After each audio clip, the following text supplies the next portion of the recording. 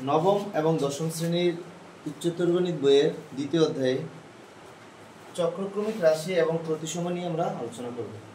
তো প্রথমত চক্রক্রমিক রাশি কি, তো এটা বোঝার জন্য আমাদের প্রথমে দেখতে হবে যে চক্রক্রমিক রাশি হচ্ছে যদি একাধিক বা দুইয়ের বেশি কোনো একটা রাশিতে দুইয়ের বেশি যদি পদ থাকে, দুইয়ের বেশি কি চলক থাকলে, দুইয়ের বেশি কি থাকলে চলক থাকলে, অন্তত দুইয়ের বেশি চলক থাকতে হবে, মানে দুইটার বেশি চলক থাকতে হবে। তাহলে কি হবে, প্রথম চলকের স্থলে আমরা দ্বিতীয় চলক, একটু খেয়াল করো, প্রথম চলকের স্থলে কি দ্বিতীয় চলক, দ্বিতীয় চলকের স্থলে তৃতীয় চলক এবং তৃতীয় চলকের স্থলে বা স্থানে আমরা প্রথম চলক বসাবো। কিরকম ব্যাপারটা দেখো, যেমন ধরো আমরা এরকম লিখলাম, প্রথম চলকে কি আছে x, এর পরিবর্তে আমরা লিখব দ্বিতীয় চলক, দ্বিতীয় চলক কি আছে y, y এর পরিবর্তে লিখব আমরা তৃতীয় চলক, তৃতীয় চলক কি আছে z, z এর পরিবর্তে লিখব আমরা প্রথম চলক। ঠিক আছে, লেখার পর আমরা যদি এটাকে একটু সাজাই, যেমন x আগে লিখলাম, তারপরে y, তারপরে z, এরকম দাঁড়ায় না? আমি কিন্তু চলকগুলো পরিবর্তন করলাম, প্রথম চলকের স্থলে দ্বিতীয় চলক, দ্বিতীয় চলকের স্থলে তৃতীয় চলক এবং তৃতীয় চলকের জায়গায় আমরা কি বসাইলাম প্রথম চলক, ঠিক না? কিন্তু মানের কি কোনো পরিবর্তন হয়েছে? মানের কিন্তু কোনো পরিবর্তন হয় নাই, আগেরটার মতোই আছে। যদি এরকম হয় এটাকে বলা চক্রক্রমিক রাশি। এই রাশিটাকে আমরা কি বলবো? চক্রক্রমিক রাশি। আর যদি এরকম না হয়, যদি দেখো না চেঞ্জ হয়ে গেছে, তখন হবে কি এটা চক্রক্রমিক রাশি নয়। ক্লিয়ার? আর প্রতিসমটা হচ্ছে কি, একটু খেয়াল করো, প্রতিসমটা হচ্ছে যে কোনো দুইটা স্থান বিনিময় করবে। কি করবে? স্থান বিনিময়। মানে যে কোনো দুইটা চলক হচ্ছে স্থান বিনিময় করবে। স্থান বিনিময় মানে হচ্ছে যেমন মনে করো এরকম ব্যাপারটা, সেম x y z, যেমন এখানে আমরা x এর পরিবর্তে কি বসাইলাম y এবং y এর পরিবর্তে x, শুধু দুইটাই স্থান বিনিময় করবে, তৃতীয়টা তৃতীয়ই থাকবে, বা পরে যেগুলো থাকবে সেগুলো তাই থাকবে। ঠিক আছে, যে কোনো দুইটা চলক কি করবে? স্থান বিনিময় করবে। আমি কি বুঝতে পারছি ব্যাপারটা? তাহলে আমার সেই আগের মতোই কিন্তু রেজাল্ট আসে, মানের কিন্তু কোনো কি হয় না, পরিবর্তন হয় না। যদি এমন হয় যে দুইটা স্থান বিনিময় করার পরেও মানের কোনো কি হয় না, পরিবর্তন হয় নাই, তাহলে এটাকে বলা হয় প্রতিসম। চক্রক্রমিকের ক্ষেত্রে কি তিনটা চলকই পরপর স্থান বিনিময় করবে, স্থান বিনিময় না মানে চেঞ্জ হবে, ঠিক না? আর প্রতিসমের মধ্যে কি যে কোনো দুইটা রাশি কি করবে? স্থান বিনিময় করবে। যদি এই কাজগুলো হওয়ার পরও মূল মানের কোনো পরিবর্তন না হয়, তাহলে সেগুলি হচ্ছে কি প্রতিসম এবং চক্রক্রমিক রাশি। না বোঝো নাই? ওকে, তো আমরা এবার উদাহরণস্বরূপ এখান থেকে একটা দেখবো, বাকিগুলো তোমরা করবে। এবং প্রতিসম হিসেবে আমরা প্রথমটা দেখবো, তারপর তোমরা হচ্ছে বাকিগুলো করবে। ঠিক আছে? ওকে, তো আমরা চক্রক্রমিকের এই প্রথম অঙ্কটা আমরা করি। দেখো,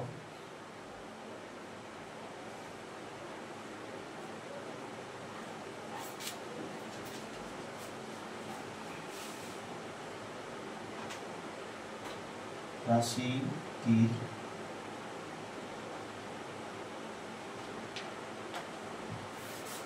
x এর স্থলে বা স্থানে, x এর স্থানে কি বসাইবা? y, y এর স্থানে কি z, এবং z এর স্থানে কি বসাইবা বলতো? x বসিয়ে। ঠিক আছে, কিভাবে আমরা x এর জায়গায় যদি আমি y বসাই তাহলে হবে y স্কয়ার, তাই না? y এর জায়গায় যদি z বসাই তাহলে z স্কয়ার, এবং z এর স্থলে যদি আমরা x বসাই x স্কয়ার। তো এটাকে যদি আমি একটু চেঞ্জ করি তাহলে এরকম হয় না? যেহেতু রাশিটির, বা আমরা এটা না লিখে, যেমন রাশিটি না লিখে আমরা লিখতে পারি যে রাশিটিতে x এর, হ্যাঁ রাশিটিতে x এর এরকম, যেহেতু রাশিটির মানের কোনো কি হয় নাই, কোনো পরিবর্তন ঠিক আছে না, হয়নি। সুতরাং x square plus y square plus z square একটি কি বলতো চক্রক্রমিক রাশি। তো এইভাবে আমরা কি করতে পারি, চক্রক্রমিক রাশি নির্ণয় করতে পারি। ওকে, কারো কোনো সমস্যা আছে? আচ্ছা, এবার আমরা প্রতিসময় হিসেবে 1 নাম্বারটা দেখব। দেখো সেম অঙ্ক, শুধু অর্থাৎ রাশি এক, হয়তো অঙ্ক ভিন্ন।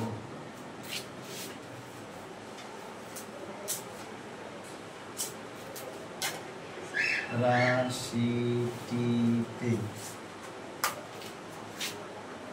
x এর স্থানে y এবং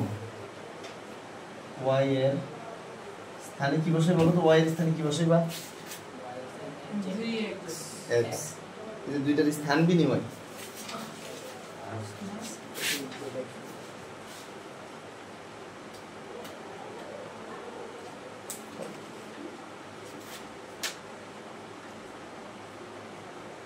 x এর পরিবর্তে আমরা কি বসাবো y, আর y এর পরিবর্তে x, আর এখানে এটা z যেটি থাকবে।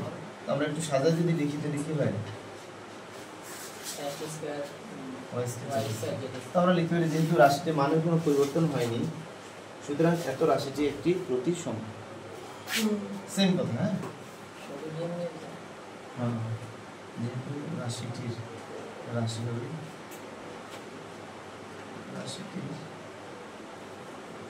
মানের কোনো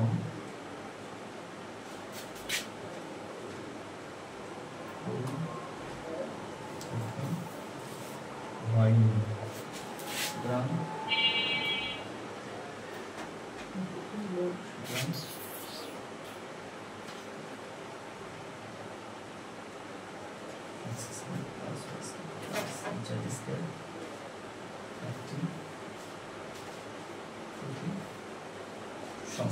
ওকে, না বোঝো নাই, সমস্যা আছে কারো? তো তোমরা কি করবা, 2 এবং 3 এগুলো করো, 2 3 করো, তোলা প্রথমে তারপর